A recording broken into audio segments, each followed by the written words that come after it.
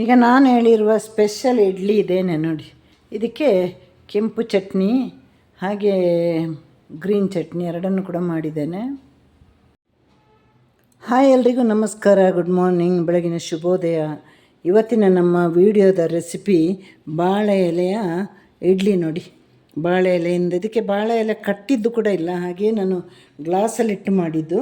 ಹಾಗೆ ಇದನ್ನು ಇವಾಗ ನಾವು ಹೇಗೆ ಮಾಡಿದ್ದು ಅಂತೆಲ್ಲ ನಾನು ಹೇಳ್ಕೊಡ್ತೇನೆ ನಿಮಗೆ. ನೋಡಿ, ಇದನ್ನು ಬಿಡಿಸುವ ಮೊದಲು ಬಿಡಿಸಿದನ್ನು ಚಿಕ್ಕ ಚಿಕ್ಕದಾಗಿ ಕಟ್ ಮಾಡಿ ನೋಡಿ, ಗ್ಲಾಸ್ ಆಕಾರಕ್ಕೆ ಬಂದಿದೆ ಅಲ್ವಾ.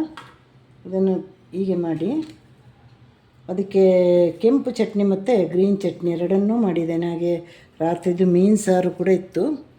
ಹೇಗೆ ಬೇಕಾದರೂ ನಮಗೆ ತಿನ್ಬೋದು ಇದನ್ನು. ಈಗ ನೋಡಿ, ನಾನು ಗ್ರೀನ್ ಚಟ್ನಿ ಹಾಕಿ ಸ್ವಲ್ಪ ಗ್ರೀನ್ ಚಟ್ನಿ ಸ್ವಲ್ಪ ರೆಡ್ ಚಟ್ನಿ ಹಾಕಿ ರೆಡಿ ಮಾಡ್ಕೊಳ್ತಾ ಇದ್ದೇನೆ. ಎಲ್ಲರೂ ಕೂಡ ಇದನ್ನು ಮನೆಯಲ್ಲಿ ಮಾಡಬೇಕು ನೋಡಿ, ಹಾಗೆ ಬಿಡಬೇಡಿ. ಹಾಗೆ ನನ್ನ ಚಾನಲ್ಗೂ ಸಪೋರ್ಟ್ ಇರಲಿ ನಿಮ್ಮದೆಲ್ಲರದ್ದು ಕೂಡ. ಇದೆಲ್ಲ ಈಸಿ ರೆಸಿಪಿ ಇದೆ, ಅರ್ಧ ಕೆಲಸ ರಾತ್ರಿ ಮುಗಿದು ಹೋಗುತ್ತಲ್ವ ನಮ್ಮದು.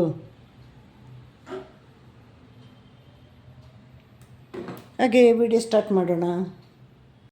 ಸಾಮಾನ್ಯವಾಗಿ ನಾನು ಇಡ್ಲಿ ಮಾಡುವಾಗ ತಗೊಳ್ಳೋದು ಉದ್ದಿನ ಕಾಳು ಮತ್ತು ಸೇಲಂ ರೈಸ್, ಅಥವಾ ನಮ್ಮ idli rice, half boiled rice ಅಂತ ಹೇಳ್ತೀವಲ್ಲ, ಅದನ್ನು ಸೇಲಂ ರೈಸ್ ಅಂತಲೂ ಕೂಡ ಹೇಳ್ತೇವೆ. ಈಗ ಉದ್ದಿನ ಕಾಳನ್ನು ಚೆನ್ನಾಗಿ ತೊಳೆದು ನಾನು ನೆನೆ ಹಾಕಿದ್ದಾಯಿತು. ಹಾಗೆ 1.5 ಗ್ಲಾಸ್ ಉದ್ದಿನ ಕಾಳಿಗೆ ಇಲ್ಲಿ ನಾನು 3/4 ಗ್ಲಾಸ್ ಅಕ್ಕಿ ತಗೊಂಡಿದ್ದೇನೆ, ಅದು ಸೇಲಂ ರೈಸ್. ಅದಕ್ಕೆ ಅನ್ನ ಬೇರೆ ಹಾಕಲಿಕ್ಕಿದೆ, ಇಲ್ಲಾಂದರೆ ಅನ್ನ ಹಾಕುವಾಗಿಲ್ಲ ಅಂದರೆ ಒಂದು 3/4 ತನಕ ತಗೊಳ್ಬೇಕು.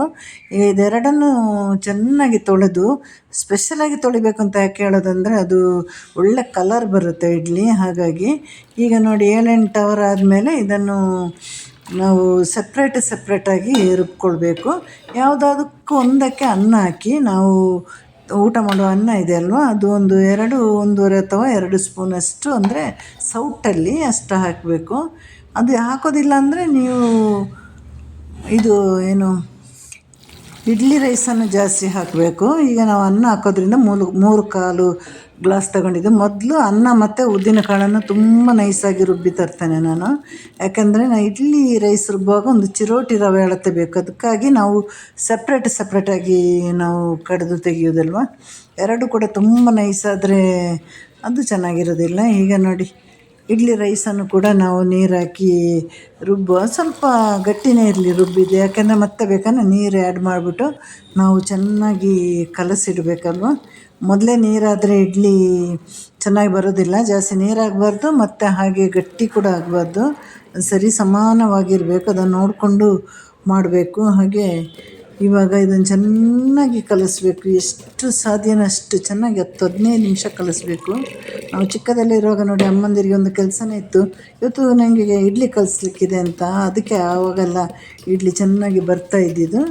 ಇವಾಗ ಚೆನ್ನಾಗಿ 2 ಕಡೆಗೆ ತಿರುಗಿಸಿ ಕೈಯಲ್ಲಿ ಕೂಡ ಕಲಿಸ್ಬೋದು, ಏನು ತೊಂದರೆ ಇಲ್ಲ. ಹಾಗೆ ನಮ್ಮ ಇಡ್ಲಿ ಕಲಸಿದ ಮೇಲೆ ಇದಕ್ಕೆ ಏನೇನು ಮಾಡಬೇಕು ಅಂತ ಹೇಳ್ತೀನಿ ನನಗೆ. ಈಗ ಇಡ್ಲಿ ಹಿಟ್ಟನ್ನು ಚೆನ್ನಾಗಿ ಕಲಸಿ ನಾವು ಎಲ್ಲ ರೆಡಿ ಮಾಡಿ ಇಟ್ಟಿದ್ದಾಯ್ತಲ್ವ, ಇದನ್ನು ನ್ಯಾಚುರಲಾಗಿ ಹೇಗೆ ಸಾಫ್ಟ್ ಬರೋ ಹಾಗೆ ಮಾಡಬೇಕು ಅಂತ ನಿಮಗೆ ನಾನು ಹೇಳ್ಕೊಡ್ತೀನಿ. ಯಾವುದೇ ಸೋಡಾ, ಯಾವುದೇ ಈಸ್ಟ್ ಏನು ಹಾಕದೆ ನ್ಯಾಚುರಲಾಗಿ ಹೇಗೆ ಮಾಡೋದು ಅಂತ ಇದೊಂದು ಟಿಪ್ಸ್ ಹೇಳ್ಕೊಡ್ತೇನೆ.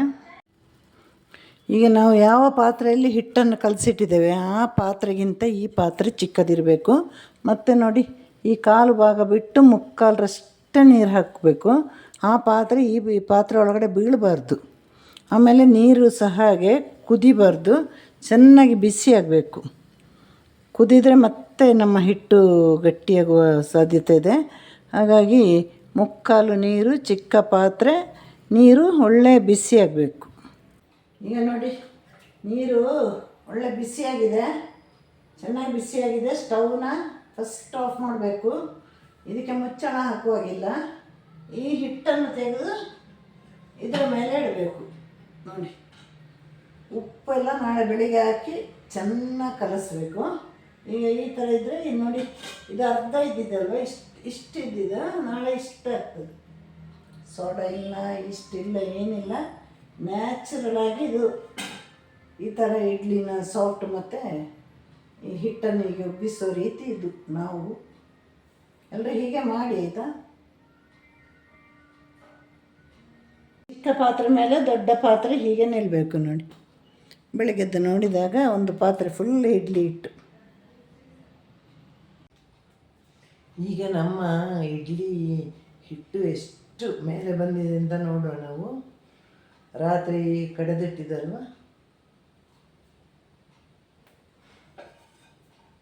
ನೋಡಿ ಕಾಣ್ತಾ ಇದೆಯಾ? ನೋಡಿ, ನಿನ್ನೆ ಅರ್ಧದಷ್ಟಿತ್ತಲ್ವ, ಈಗ ನೋಡಿ ಇವಾಗ ಇನ್ನೂ ಉಪ್ಪಾಕಬೇಕು. ನಿನ್ನೆ ಇಲ್ಲಿವರೆಗಿತ್ತು ನೋಡಿ, ನಿಮ್ಮ ಕಣ್ಣ ಮುಂದೆನೇ. ನಾನು ಯಾವುದೇ ಒಂದು ಸೋಡಾ ಆಗಲಿ ಏನೂ ಹಾಕಿಲ್ಲ ನೋಡಿ. ಸೋಡಾ ಎಲ್ಲ ಹಾಕಬಾರ್ದು, ಹೆಚ್ಚಿನವ್ರು ಹಾಕಲ್ಲ. ಈಗ ಬೆಳಿಗ್ಗೆ ಉಪ್ಪನ್ನು ಸೇರಿಸಬೇಕು. ಕಾರಣ ರಾತ್ರಿ ಉಪ್ಪನ್ನು ಸೇರಿಸಿದರೆ ಅದು ಹುಳಿ ಬರ್ತದೆ. ಹುಳಿ ಬೇಕಾದವರು, ಕೆಲವರಿಗೆ ಹುಳಿ ಇಷ್ಟ ಅಂಥವರು ರಾತ್ರಿ ಉಪ್ಪನ್ನು ಸೇರಿಸ್ಬೋದು. ಈಗ ಕಲಸಿ 1-2 ನಿಮಿಷ ಇಟ್ಟರೆ ಸಾಕು ನೋಡಿ.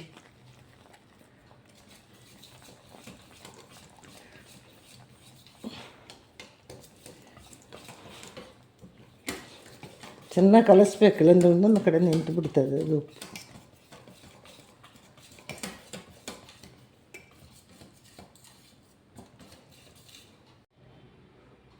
ಈಗ ಇಡ್ಲಿಯನ್ನು ಗ್ಲಾಸ್ ಒಳಗಡೆ ಬಾಳೆ ಎಲೆ ಹಾಕಿ ಹೇಗೆ ಮಾಡೋದು ಅಂತ ನಾನು ಹೇಳ್ಕೊಡ್ತೀನಿ. ಇದು ತಳಕ್ಕೆ ಬೇಕಾಗಿ ಈ ಥರ ರೌಂಡ್ ಶೇಪ್ ಒಂದು ಕಟ್ ಮಾಡಿದರೆ, ಮತ್ತು ಇದೇ ಅಳತೆಗೆ ನೀವು ಎಷ್ಟು ಇಡ್ಲಿ ಮಾಡ್ತೀರೋ ಅದನ್ನು ಮೊದಲು ಕಟ್ ಮಾಡಿ ಇಡಿ. ಸ್ವಲ್ಪ ಶೇಪ್ ಆಚೆ ಈಚಾದರೆ ಏನೂ ಆಗೋದಿಲ್ಲ. ಎಷ್ಟು ಇಡ್ಲಿ ಗ್ಲಾಸಲ್ಲಿ ಮಾಡ್ತೀರೋ ಅಷ್ಟು ಮಾತ್ರ ಈ ಥರ ಕಟ್ ಮಾಡಿಡಿ. ಸದ್ಯಕ್ಕೆ ನಾನು ಇಲ್ಲೊಂದು 6 ಅಷ್ಟೇ ತಗೊಂಡಿದ್ದೇನೆ.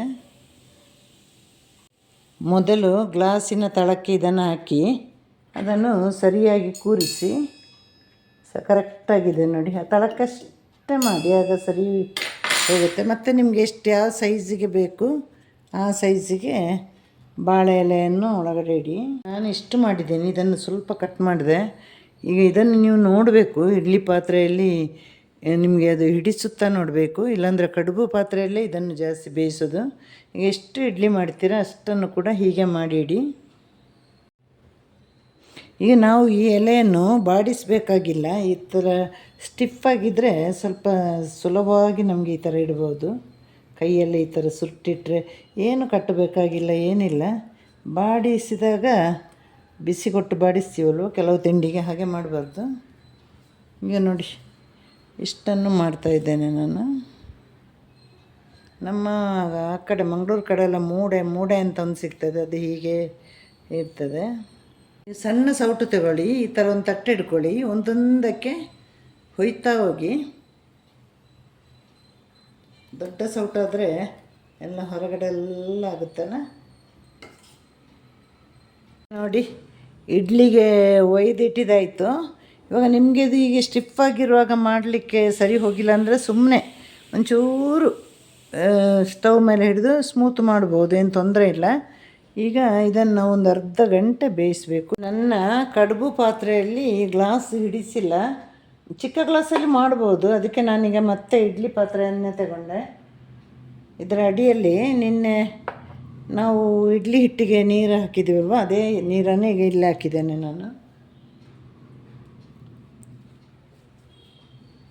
ಹೀಗೆ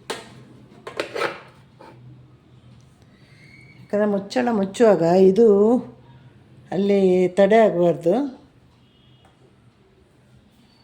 ಅದು ವಾಪಸ್ ಉಲ್ಟಾ ಬೀಳ್ಬೋದು ಗ್ಲಾಸ್. ಹಾಗಾಗಿ ಚಿಕ್ಕ ಗ್ಲಾಸಲ್ಲಿ ಮಾಡಿ, ತೊಂದರೆ ಇಲ್ಲ. ದೊಡ್ಡ ಪಾತ್ರೆ, ಈ ಥರ ಪಾತ್ರೆ ಇದ್ದರೆ ಮಾತ್ರ ದೊಡ್ಡ ಗ್ಲಾಸಲ್ಲಿ ಮಾಡಿ.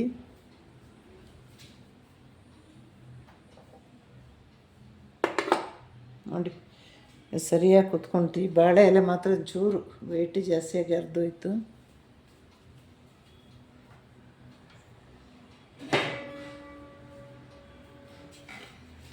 ಇವಾಗ ಮುಚ್ಚಳ ಮುಚ್ಚಬೋದು ನೋಡಿ. ಗಾಳಿ ಹೋಗೋದಾಗೆ ಟೈಟಾಗಿ ಮುಚ್ಚಳ ಮುಚ್ಚಿ.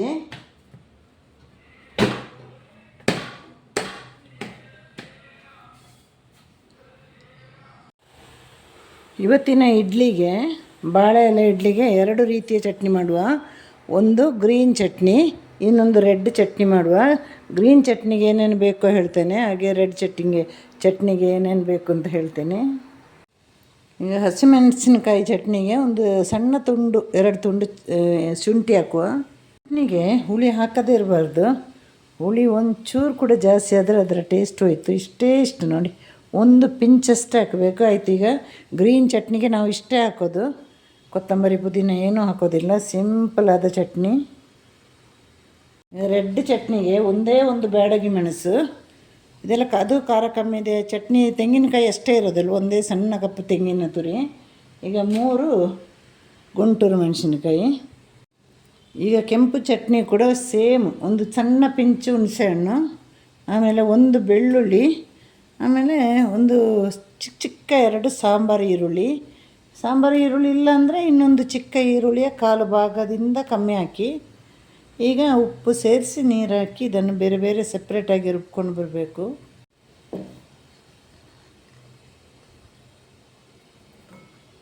ನಾವೀಗ ಉಪ್ಪನ್ನು ಸ್ವಲ್ಪ ಸೇರಿಸುವ ಇದಕ್ಕೆ, ಇಲ್ಲಾಂದರೆ ಮತ್ತೆ ಸೇರಿಸಿದರೆ ಆಗುತ್ತೆ, ಒಂದೇ ಕಡೆ ನಿಂತ್ಕೊಂಡು ಬಿಡುತ್ತದೆ ಒಂದೊಂದು ಸಲ. ಈಗ ನೀರು ಹಾಕಿ ಉಪ್ಪು ಹಾಕಿ ನಾನು ಇದನ್ನು ಕಡ್ಕೊಂಡು ಬರ್ತೇನೆ. ಈಗ ನಮ್ಮ ಕೆಂಪು ಚಟ್ನಿ, ಗ್ರೀನ್ ಚಟ್ನಿ ಎರಡೂ ರೆಡಿಯಾಗಿದೆ. ಹಾಗೆ ನಮ್ಮ ಇಡ್ಲಿ ಹೇಗಾಗಿದೆ ಅಂತ ನೋಡುವಲ್ಲ. ಈಗ ನಮ್ಮ ಇಡ್ಲಿ ಹೇಗಾಗಿದೆ ನೋಡುವ. ಬಾಳೆ ಎಲೆ ಇಡ್ಲಿ ನೋಡಿ, ಸೂಪರಾಗಿ ಬಂದಿದೆ ನೋಡಿ. ಇದನ್ನು ಇವಾಗ ಸ್ಟೌವಲ್ಲಿ ಆಫ್ ಮಾಡುವ, ಮತ್ತು ಸ್ವಲ್ಪ ತಣಿದ ಮೇಲೆ ಓಪನ್ ಮಾಡುವ. ನೋಡಿ ಹೇಗೆ ಬಂದಿದೆ ನೋಡಿ, ಅಲ್ಲ ಚೆನ್ನಾಗಿ ಬೆಂದಿದೆ, ಸ್ಮೂತಾಗಿ ಬಂದಿದೆ. ಇದನ್ನು ಬಿಡಿಸ್ಬೇಕು. ಈಗ ನಮ್ಮ ಬಾಳೆ ಎಲೆಯ ಇಡ್ಲಿ, ಕೆಂಪು ಚಟ್ನಿ, ಗ್ರೀನ್ ಚಟ್ನಿ ಎಲ್ಲವೂ ಕೂಡ ರೆಡಿ ಆಯಿತು. ಪಟಪಟ ಅಂತ ರೆಡಿಯಾಗಿದೆ. ಎಲ್ಲರೂ ಮನೆಯಲ್ಲಿ ಇದನ್ನು ಮಾಡಿ ನೋಡಿ. ಹಾಗೆ ಲೈಕ್ ಮಾಡಿ, ಕಮೆಂಟ್ ಮಾಡಿ, ಶೇರ್ ಮಾಡಿ, ಸಬ್ಸ್ಕ್ರೈಬ್ ಮಾಡಿ, ಪ್ರೋತ್ಸಾಹ ಮಾಡಿ. ಮತ್ತಷ್ಟು ಒಳ್ಳೆಯ ವಿಡಿಯೋ ಒಂದಿಗೆ ಬರ್ತೀನಿ. ಎಲ್ಲರಿಗೂ ಕೂಡ ಟಾಟಾ, ಬಾಯ್, ಸಿ ಯು, ಟೇಕ್ ಕೇರ್.